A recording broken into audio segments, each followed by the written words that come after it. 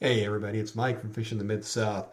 I am going to do this introduction to the line strength test series that I'm doing, which kind of seems a little odd considering that I'm most of the way, if not all the way through, testing the 20-pound strength trilene big game.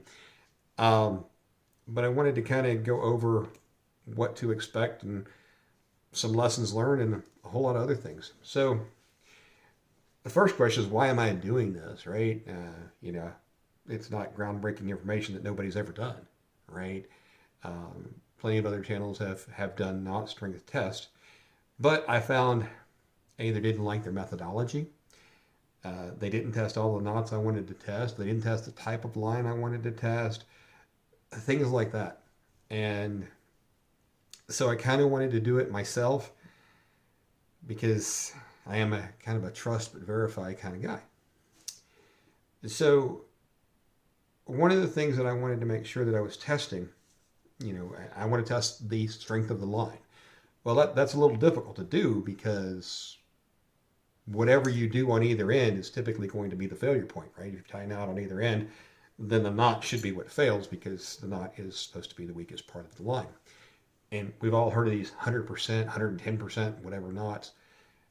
Well, that didn't really make a lot of sense to me, especially the number of knots that are supposed to be stronger than the line itself.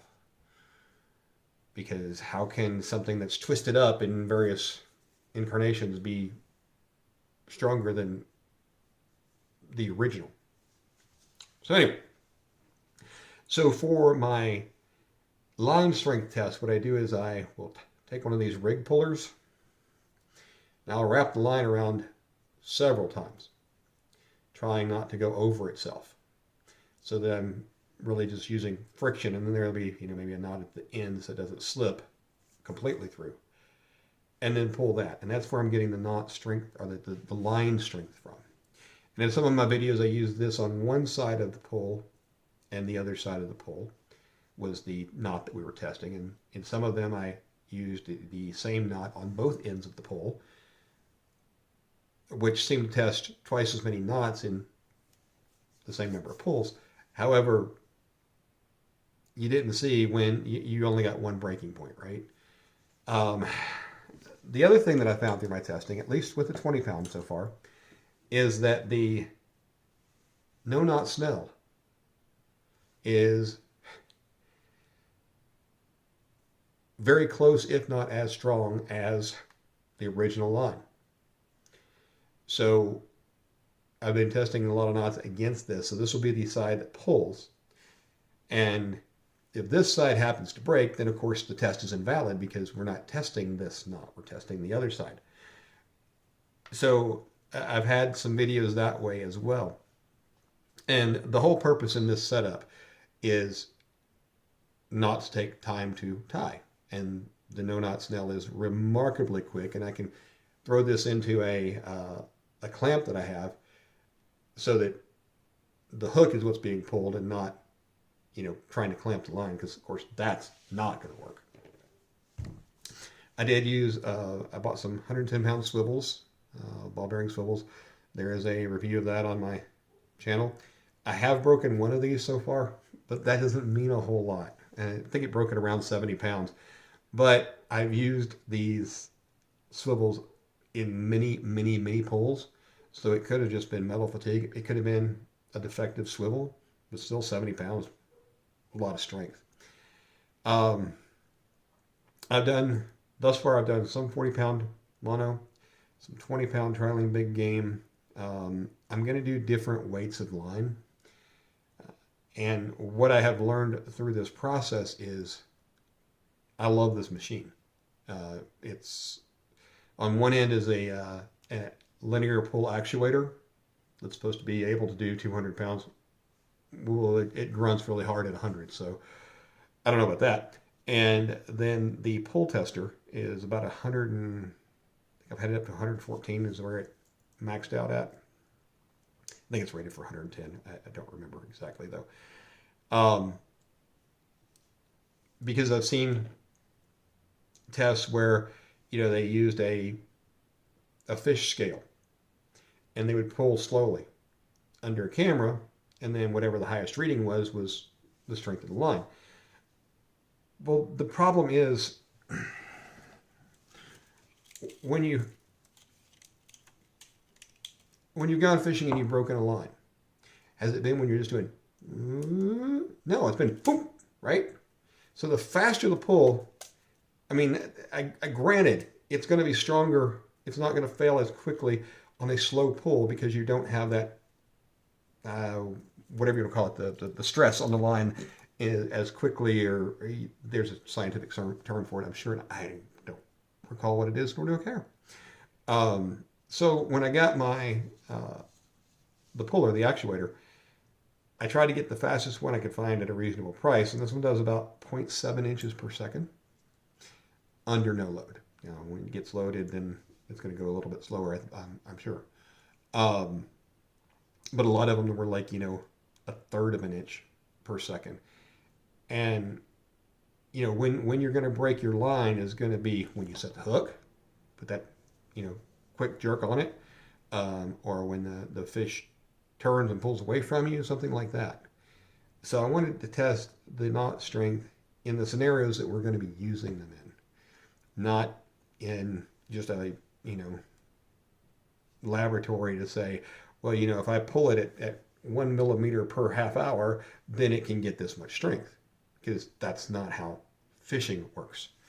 You know, it's very rare that you're going to be in the middle of reeling in a fish that's not fighting against you and you're just pulling dead weight and it snaps, right? There's got to be, you know, unless you just have exceeded the tensile strength.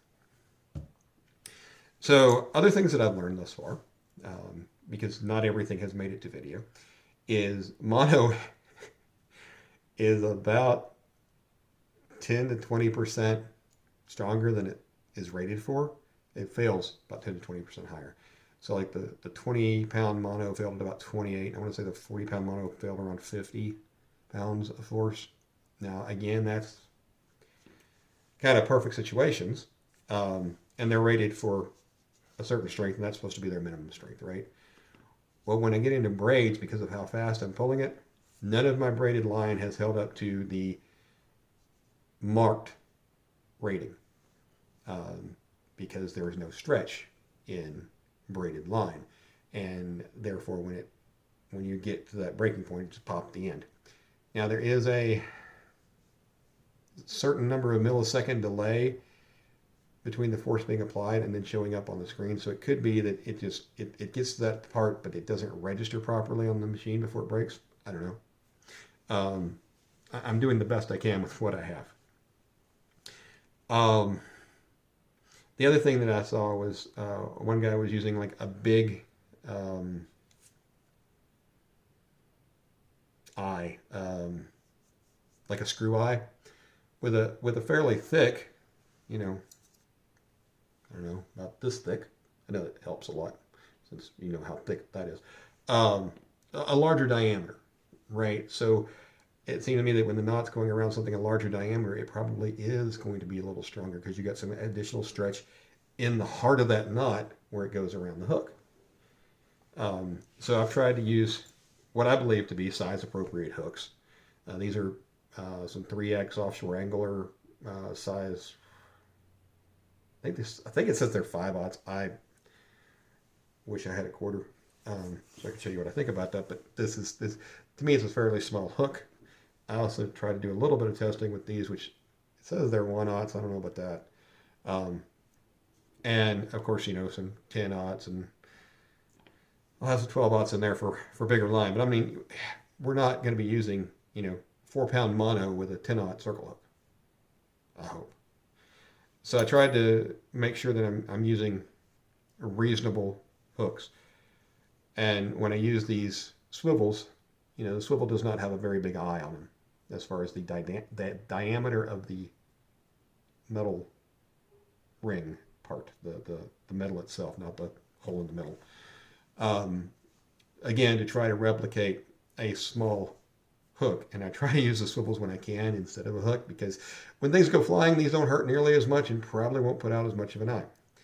And another lesson learned, see it more on one of the videos, Yeah, that is from having my arm over the top of the mono when it popped. So I've relocated the battery into this side of it so that my hand isn't over the danger zone. And that is just from mono just smacking the snot out of me. Um, Fortunately, I've not had a hook accident yet. There are, I'm sure, a few hooks and swivels around the living room, and when Ashley finds one, I'm sure she'll let me know. That being said, so when you see different results from me versus different results from other people, it's not that I think they're lying. Um, I think they just use different testing methodologies and equipment. I show each one of my polls, and each video is a start to finish video. I try to keep them under 10 minutes, and closer to 5 if I can. But I want you to see what I'm pulling and how it breaks, and that I'm not taking results and discarding them because I don't like the result, if that makes sense. So, like, let's say I'm testing this knot, right? It's no knot Snell, and 4 of them come out at 20 pounds, and one of them comes out at 5. Well, there's a good chance I did something wrong, right? Either the line got twisted over on itself, something like that. But I would rather you see the result, and you can make your own decision as to what counts and what doesn't count. Again, spoiler alert, I have been nothing but impressed with the strength of the no knot Snell. It has a couple of downsides too that I'll go over in one of the videos, but the strength itself, and in case you're wondering, that's just a silicone bead to keep me from attacking myself with it. Again, when it goes flying across the room, I don't want it to lodge in anything important.